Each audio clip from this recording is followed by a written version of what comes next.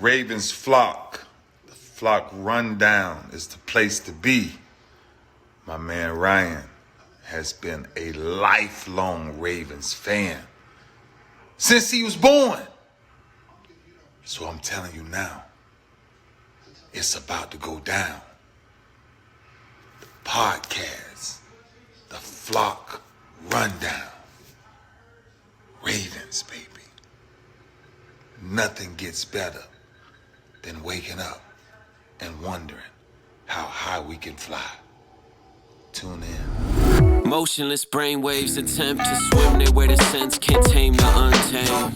Appreciate you, Ray. What's up, Ravens fans? My name is Ryan, and welcome back to another episode of the Flock Rundown. The Ravens had day 12 of training camp yesterday. Sorry I didn't make the video right after practice like I have been. It was my birthday, so I was kind of busy yesterday, but dived into everything that happened, and there's a lot to talk about, so let's get into it. No Tyler Linderbaum at practice. We kind of knew that. Harbaugh said that he was going to hold him out after he had that soft tissue deal on Friday, so no surprise there. Tez Walker also didn't practice, and then Deontay Hardy's still out with a soft tissue as well. And then we still have TJ Tampa, Keaton Mitchell, Adisa Isaac, Trayvon Mullen. These guys all still aren't back yet. But no other new absences, no injuries during practice. The team is staying fairly healthy at this point, so that's always a great sign. The star of practice is Rashod Bateman, and Lamar's on the field as well. So we get a Lamar and Rashod Bateman heavy filled targeted catch day. Lamar goes 4 of 5 targeting Bateman. Big first down conversions, 15-yard conversion, a 30-yard play downfield to get into the red zone.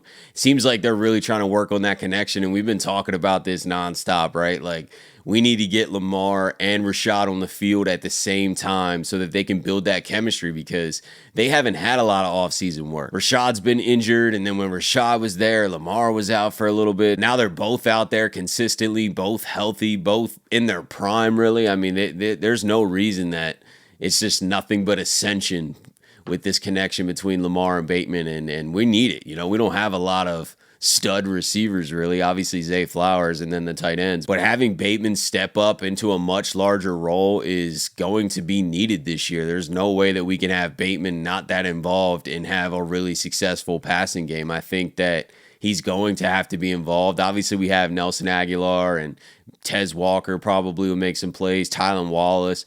You know, there's some guys like that who I know are going to make some plays and play a nice role in this team, but it's really Zay and Bateman at the top of that receiving core, and we're going to need Bateman to really play a pivotal role in this offense. So I'm super happy to see that their connection's growing and that Lamar is looking for him in practice. If anything, he should go to him a little bit more often just so they can kind of build that chemistry. Lamar also threw a red zone touchdown to Mark Andrews. Surprise, surprise. It seems like Mark's having a great day every day. Likely was there for a while too, but Mark's really stacking days throughout camp. And I believe what he said earlier at his press conference, that he's feeling better than he ever has in his entire career. I'm expecting big things from Mark Andrews. I know there's a lot of mouths to feed on this offense, but I think Mark Andrews and Lamar Jackson have a connection that he doesn't have with anyone else. I know he's got a strong connection with Zay, but Mark Andrews and Lamar have been together since they were drafted. They were in the same draft class, and they had a connection right away as soon as Lamar came in. Mark has kind of always been his safety blanket. So I think, especially in the red zone, Mark's going to score quite a bit of touchdowns this year. I know we're going to run the ball too. Derrick Henry's going to get a lot of touchdowns as well, but I think Lamar's going to be looking for Mark often. And why wouldn't he? Mark's a top 3 tight end in all of football.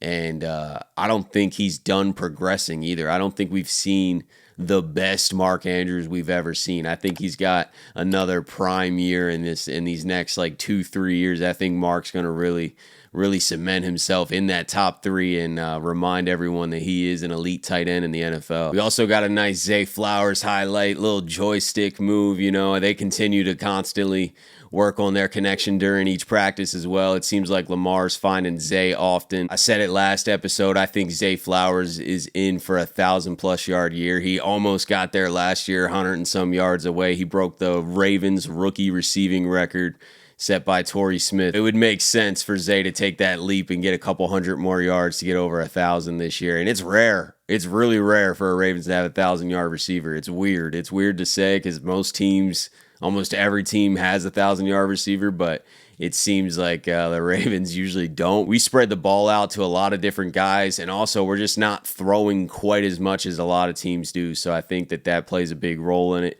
We have a lot more rushing yards. We're always leading the league in rushing, and that's probably why we're not always having a 1,000-yard receiver. But I do think Zay is going to be a 1,000-yard receiver this year. I just can't see why he's not going to take a little bit of a step up from where he was in his rookie season. Derrick Henry was also finding some holes that the offensive line was creating. He had 2 big runs. When Henry gets moving downfield, good luck trying to stop that freight train. I mean, he's got sneaky speed for his size. This is a big dude, but he can move. Love to hear he's breaking big runs in camp, and you don't even really get a true taste of the running game until the preseason, and I'm not sure that Henry's going to play in the preseason. We probably won't play many starters, especially the veterans. But when the regular season gets here, that's when we're really going to get a taste of the run game. Henry's going to be running dudes over. I know training camp is physical, but you're also trying to protect each other. You're on the same team. You're not really out there trying to kill each other. And when the regular season's here, things flip. And I really think that we're going to see this run game take even on a new life. But it's amazing to hear in training camp that Henry's breaking off 2 massive runs. I think that's a beautiful sign. The run game is going to be in great hands. We have a successful run game every season, and we've never had a back like Derrick Henry. You know, maybe Jamal Lewis like a long, long time ago, but I think Henry's different than that. So we just never had a running back like this ever. But we've always had a successful run game. So pair elite Hall of Fame running back with a successful run game, a running team. I mean, it's a beautiful marriage. So I can't wait. I can't wait to see how this plays out. Sticking with the running backs, I've been hearing a lot of hype recently about Owen Wright. Now, we've heard about him before. We've seen him before. He's not new to this team this year. And we really have to see this play out through the preseason. So these are very premature talks. You know, we have a full preseason to watch the running game and the running backs and see who makes plays and whatnot. But if Owen Wright is making a strong case for that running back 3 spot, you know, you got Derrick Henry, Justice Hill, then who? Keaton Mitchell's not coming back for a while. You also have Rasheen Ali that we just drafted, but I'm not hearing as much about Rasheen Ali as I am Owen Wright. It seems like Owen Wright is making more plays, making more of a statement, kind of jumping off the field from an eye test standpoint at least. So it is interesting if Owen Wright does make the team. Do they keep Rasheen Ali and with 4 running backs also on the team? Because I don't know if you can put him on the practice squad. I feel like you could put Owen Wright on the practice squad. I think we've done that before. But if you put a recent draft pick, Rasheen Ali, on the practice squad, you're probably looking at a Caillou Blue Kelly type situation last year where he's going to get picked up. Now, that obviously doesn't mean that we've made a wrong decision. Last year when Caillou Blue Kelly didn't make the team, everyone was kind of freaking out. I remember talking about it. All the comments were like, man, what are we doing? Like, he's a great corner. He's been on 4 teams already since last year. I think he's been on the Ravens, Seahawks, Packers. Now I think he's on the Commanders. So, I mean, all in a year, that's not a good sign, man. I mean, I hope it works out for him, but the Ravens made the right decision. But I could see something similar happening with Rasheen Ali if they don't keep him on the team. Could be wrong. Maybe he just sits on the practice squad. Maybe they carry 4 running backs for a while and he makes the team. Maybe Owen Wright doesn't make the team. We're just spitballing here, but it's just interesting what happens with Rasheen Ali if Owen Wright does make that 53-man roster. So we'll know a lot more as the preseason plays out. Rasheen Ali could really jump off the screen during the preseason, make a lot of plays, and cement a spot on this team. But it does seem like Owen Wright is leading the charge for that 3rd spot. And then eventually Keaton Mitchell's going to come back and you know, we'll have a new dynamic weapon and we're going to have to make another move. But there is an open RB3 spot as we speak. So I am watching that battle. I think that's going to be a really interesting battle throughout preseason. And the last thing I wanted to talk about before we get out of here is about a player that we never speak about really. We don't talk about special teams enough. But shout out Jordan Stout, man. Happy birthday to Jordan Stout too, by the way. But we were getting some training camp reports that he was just booming punts to the fact that he was wowing the crowd that was there. And it just got me thinking about his development, right? Like, he was drafted a few years ago in the 4th round. You don't make a 4th round investment in a punter if that's not your long-term answer. And the way they kind of groomed him with Sam Cook and, having Sam Cook really like show him the ropes, who's been a long-term veteran of the Ravens and very successful punter. And Jordan Stout obviously has all the skills. He's got a huge leg, but I think his development each year is going to be noticeable. I think we're going to really see Jordan Stout flip some field positions for us. And we're just getting started either. I don't think this year is going to be his best year ever either. I think he's 26 years old, and punters can kick for a while. So I don't think we've seen the best of Jordan Stout by any means, and I really think that investment is going to pay off. They knew Sam Cook was on the way out, so they invested a 4th round pick. Jordan Stout was the first punter taken in that draft. So out of the whole draft, they're like, this is our guy, and we're going to use a 4th round pick to get him.